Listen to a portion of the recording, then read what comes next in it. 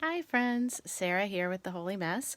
This is day 5 of the Faith Over Fear Bible reading plan.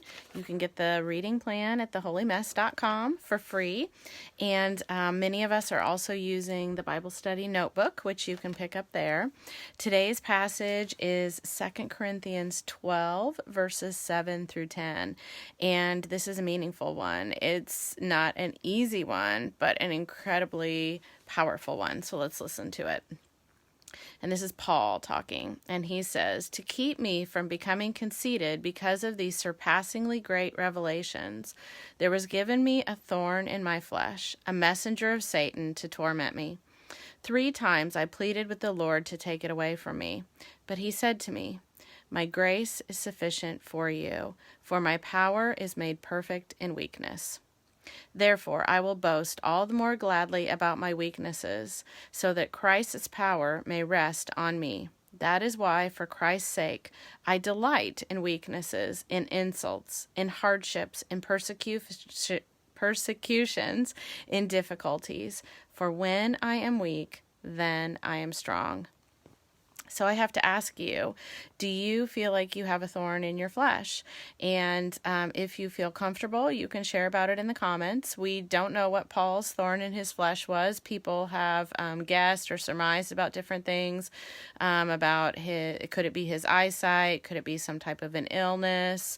What was it that he had? I think for us, it could be an illness that you have, an ongoing chronic condition.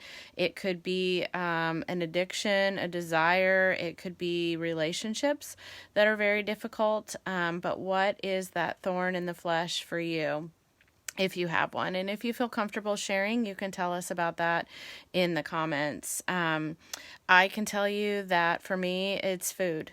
I have lost 100 pounds. I am maintaining a 100-pound weight loss, and I'll put a link to it in the video after the video, but my story about my 100-pound weight loss. But it's tough, and many of you have talked about how challenging it is during these times where we're staying at home, and I will raise my hand and say, I'm right there. I am maintaining my weight loss, but it has been a struggle.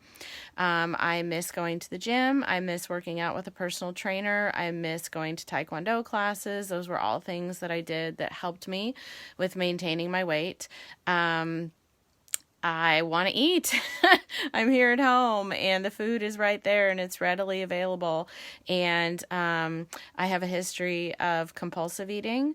I have a history of binge eating, a pretty serious binge eating disorder that I had, overeating, emotionally eating, using food to cope with life.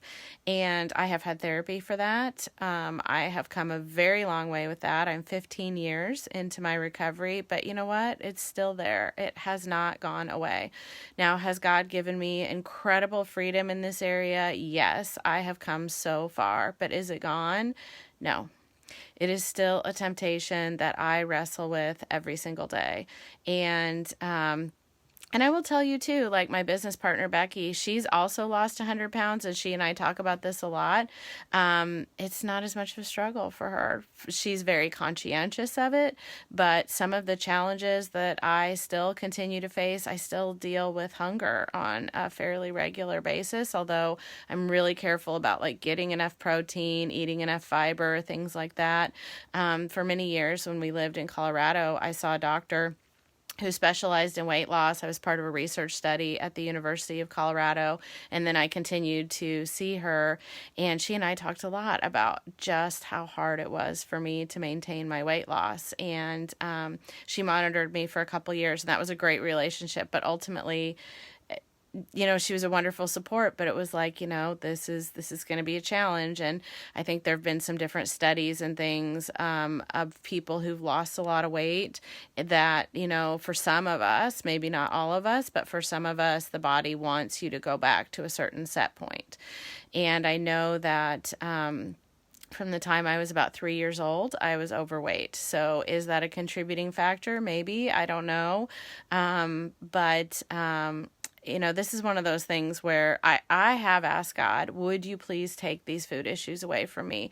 Would you please make it, I don't expect it to be easy, but not be so hard, not be so hard to maintain this weight loss. Why is it so hard? And why is it so much harder for me than other people? I live with a family of people who don't, some of them don't really care about food. If the food's there, they'll eat it. If not, they won't. But like as a temptation, no, I don't really think it's a temptation for them. But yet for me, it is definitely a daily battle. Sometimes they're easier than others. Some days are harder than others. But, looking at this passage from 2 Corinthians, I do feel like it's a thorn in my flesh. It's something that I continually wrestle with. I would also say so much good has come from it. So much good. God has worked so much in my life. This verse where Paul talks about it kept him from being conceited. It is incredibly humbling. I work with women every day through my website, through our Faithful Finish Lines program, who wrestle with food issues, are trying to lose weight. And I get it. I so get it, because I still wrestle with it myself. And I understand the challenges, and I am nowhere in any way, shape, or form as a leader saying I have somehow arrived. I'm not saying this is no big deal to me. I'm saying I am walking this path along with you, and I still fall down. I still overeat. I still have my run-ins with the peanut butter jar and the spoon. I still have times where I way overeat chocolate or desserts or chips. It's still a constant, not constant. Like I said, I do have some freedom, and I've come so far, but it is still something that I wrestle with. And I want to come back to part of this passage where it says, my grace is sufficient for you, for my power is made perfect in weakness. Yes, this is so true. And then where it says, for when I am weak, then I am strong.